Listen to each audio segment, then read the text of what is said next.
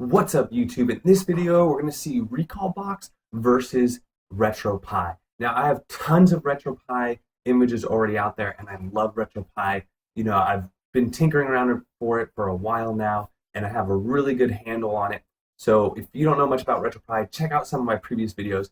But now that I've been kind of playing with RecalBox, I just want to give you my first impressions, what I think of RecalBox versus RetroPie. Now, the first thing to know is they're both running emulation stations, so they're both running the same front end. It's just the way that things are configured and the way that the user interacts with the front end is a little different. Where this, a lot of what you could do is for beginners, where if you do want to do something like change Kodi or do a Kodi hotkey, all you have to do is I get my controller here, I hit start, and there's already a Kodi Media Center button directly on the start menu that gets me into Kodi. So it's just that simple. 2 buttons gets me into Kodi. We're watching movies. On a RetroPie, you have to install Kodi, you got to set it up, and now you have to add it to it gets added to your menu, and it's part of your menu. It's not a simple shortcut like this. So that's what I'm talking about, where it's just really user-friendly. But because it's so user-friendly, I feel like you can't customize it nearly as much, and there's not as much people messing around with, like, for example, a track mode. You know, there's no, from what I understand, there's no track mode for RecalBox, but there is for RetroPie to get that working. I'm sure you can get it to work, but there's just not as much support there, not as many people messing with that. So now that we're back on the system, other things like when you go into system settings here, it's like really user-friendly. It gives you everything you want to know. There's even an overclock setting there. You go to the Kodi settings over here, and you can enable Kodi or on. It's just a click of a button. You know, going through RetroPie, you got to go to RetroPie setup. You got to go to the right packages and do all those things. So it's a few more steps, but those few more steps can be somewhat intimidating to the average user. Game settings, you could change the ratio, the game ratio right here. You could do smooth games or not. This is an optimization. You could do a rewind, which allows you to rewind within games. You can have auto save and load. You can have different shaders. There's only 2 on this one. I'm sure there might be add-ons you can add on to it. I'm not super sure, but it already comes with those 2. You see how everything is just a button away. You know, all these things, instead of going through the config files, a lot of this you could just do on the front end.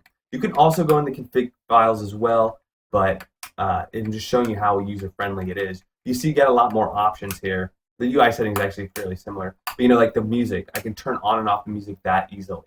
And now it's on, and I can go back, and let's hear the music. I don't know if you can hear that, but it's some music. Let me raise up this volume.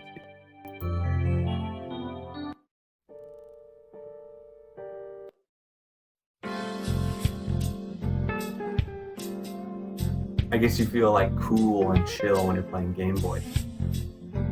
Or you're traveling, I guess. Okay, so you see we're on a RetroPie, you would have to go into some sort of script and change the script for that. It's not to say that that's not going to change anytime soon, but or network settings. You know, network settings are all here. You don't have to go to RetroPie and then go into them through there. And then Scraper is very similar. So, but once you're here, the front end is very similar. I feel like it's fairly optimized. Like, look how fast it is. You know, like going between menus. Like, there's some images that just aren't that fast. Some of the same. Once you're in a menu, some of the same options are presented to you. And there you go. I mean, you've probably seen other videos before that say similar things to what I'm saying, which is that RecalBox is good for people who don't know much about it. Super, super easy. To me, RetroPie, though, it gets updated more. There's way more developers working on it. There's way more features in my mind, and there's way more available images and people making cool things like a track mode on it. So for those reasons, I'm more of a RetroPie fan. It does have some pros. It's a pro and con. So if I were you, I might just have one image with a RecalBox, down to a 32 gigabyte RecalBox. Check out my video. I have Weird Dirty Gaming's image on my YouTube channel, and also maybe try like a 32 gigabyte image I have on my channel. I have the best of 32 gigabytes. Look for that video. I'll put a link in the description, and play with those 2. And the last thing is to check out GitHub. There's a really good beginner's guide for RecalBox. First use is fairly simple. Setting up your controller. The Xbox 360 actually does it on the start, but like the 8-bit, there's a whole menu on that. Figuring out the hotkey is really different. In Emulation Station, you tend to hit Start Select to exit out of a game.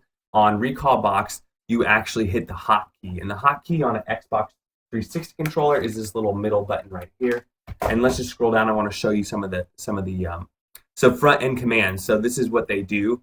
So like for example, by default, the button X on my is a shortcut for Kodi. I have to turn that off if I don't want when I'm in the main RecalBox Emulation Station front end. If I press X, it goes to Kodi on by default. You have your favorites, you have the scraper, that's fairly common. But here you go, you have all these hotkeys. So what you do is if you hold the hotkey and one other key, these commands happen. So it's really user friendly that way, and you have all these little shortcuts ready to go.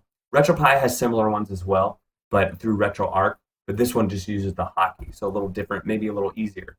So hotkey plus Y saves your game. If you want to load that game, press X. If you want to change the slots, you usually have 10 slots. You can change the slots, so you can have up to 10 saves per game.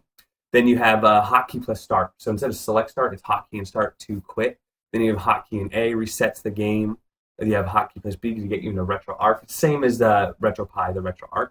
Then you have a screenshot. That's pretty cool. You can take screenshots. And then you have speed up or rewind if you activate it. And I showed you that earlier in the video. And then you can also change the shaders while you're in the game with the press of a button. So there you go. This other stuff is if you're interested about Kodi and how it works. But that's really cool. I mean, it's an optimized front end. It comes with Kodi pre-installed. It's really user-friendly. So there's definitely some good things going for RecalBox. And as I mentioned, though, RetroPie, and if you've seen my other videos, there's some really cool things about RetroPie. So try one of each, see what you think. If you like this video, give it a little thumbs up. Subscribe to the channel because we've got lots more videos like this, and we'll see you on the next one.